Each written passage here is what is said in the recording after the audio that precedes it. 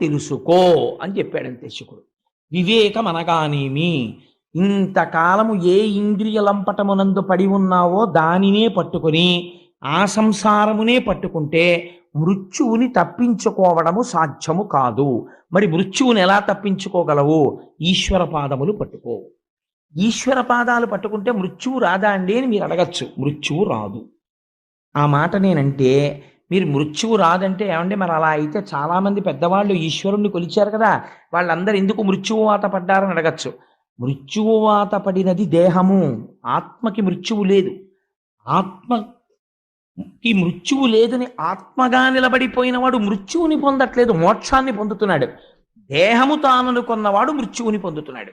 కాబట్టి ఇప్పుడు దేహము తాను కానన్న జ్ఞానము కలగాలి. దేహము తాను కానన్న జ్ఞానము దేని వలన వస్తుంది? గురువు యొక్క అనుగ్రహము చేత, గురువు యొక్క భాషణము చేత వస్తుంది.